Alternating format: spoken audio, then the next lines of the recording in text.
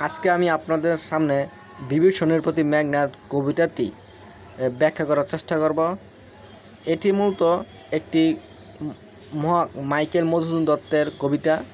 এটি মাইকেল মধুসূদন দত্তের মেঘনাদবধ কাব্যের একটি অংশ। এটি মাইকেল মধুসূদন দত্তের মেঘনাদবধ কাব্যের মাঝখান থেকে নেওয়া হয়েছে, এজন্য আমাদের বুঝতে অনেক সমস্যা। অনেকের এই কবিতাটি পড়লে অনেকের মাথায় কিছুই ঢুকে না, সব কিছু যেন মাথার উপর দিয়ে যায়। অ্যাকচুয়ালি আমরা যখন কোনো ছবির প্রথম অংশ দেখব না, মাঝখানের অংশ দেখব, তখন আমাদের বুঝতে অনেক সমস্যা হয়। এই বিভীষণের প্রতি মেঘনাদ কবিতাটিও এমনই। এটি মেঘনাদ কাব্যের একটি মাঝখানের অংশ, তাই বুঝতে সমস্যা হচ্ছে। আমি আপনাদের সামনে বোঝানোর চেষ্টা করছি। ভুল হলে অবশ্যই ক্ষমার দৃষ্টিতে দেখবেন। বিভীষণের প্রতি মেঘনাদ কবিতার নাম থেকে বোঝা যাচ্ছে যে বিভীষণের প্রতি মেঘনাদ কিছু একটা বলছে বা তাদের মধ্যে সংলাপ, এই জন্য এরকম কথা বলা হয়েছে। আসলে এটি সংলাপ নির্ভর কবিতা। এতক্ষণে অরিন্দ্রম কইল বিষাদে। অরিন্দ্র শব্দ অরি শব্দ অর্থ শত্রু, অরি শব্দ অর্থ শত্রু, অরিন্দম শব্দ অর্থ শত্রুকে দমন করেছে।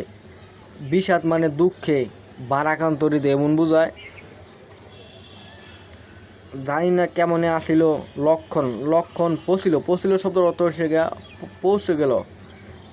অরিন্দ্রম শব্দ মূলত এখানে মেঘনাদকে বোঝানো হয়েছে।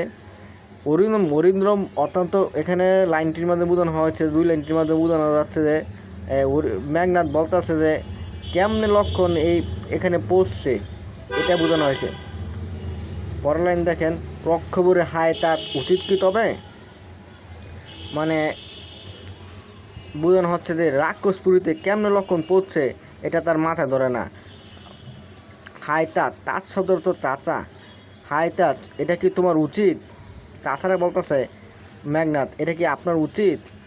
এই কাজ নিকষ এই লক্ষণটা যে এখানে পৌঁছাতে সাহায্য করছে, এটা কি আপনার উচিত হয়েছে? আপনি যে আপনার শত্রুকে এখানে ঢুকতে দিয়েছে, এটা কি উচিত হয়েছে? পরে বিভিন্ন উদ্ধৃতি দিয়েছে, দেখেন কি বলছে, নিকষ সতী তোমার জননী, বলতেছে নিকষ সতী চাচা, নিকষ সতী তোমার কি মা, সহদর কি রক্ষশ্রেষ্ঠ মানে রাক্ষসগুলোর শ্রেষ্ঠ, অর্থাৎ এখানে রাবণকে বোঝানো হয়েছে।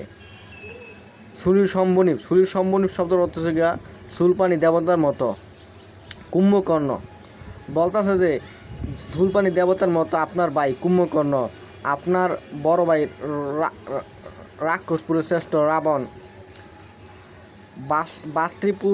ভাতৃপুত্র বাসব বিজয়ী শব্দের অর্থ হচ্ছে গিয়া বাসবকে জয় করেছে যে, কইছে তোমার ভাই তোমার ভাতিজা বাসব বিজয়ী, অর্থাৎ এখানে মেঘনাদ বলছে মেঘনাদ নিজে একজন বাসব বিজয়ী। তার বড় ভাই, তার মেজ ভাই কুম্ভকর্ণ এবং তার বড় ভাই রাক্ষসগুলো শ্রেষ্ঠ। তারপরেও তিনি এই কাজটি কেন করলেন যে নিজের শত্রু লক্ষণকে গড়ে লক্ষ্যস্ফূর্তিতে পৌঁছতে দিয়েছে। পরের লাইন দেখেন কি বলা হয়েছে, নিজ গৃহ পথ মানে নিজ গিয়ে কেমন পৌঁছাইতে সাহায্য করেছে, তার দেখাও তস করে। কইছে নিজ গিয়ে রাস্তা, নিজ ঘরের রাস্তা চাষা কেমনে তুমি দেখাও, চোরকে তস্কর মানে চোর। চণ্ডালে বসাও আনি রাজার আলয়, তুমি চণ্ডালকে রাজার আলয় মানে ঘর, রাজার ঘরে বসাও, তুমি রাজার প্রাসাদে বসাও, কিন্তু নাই গঞ্জি তোমা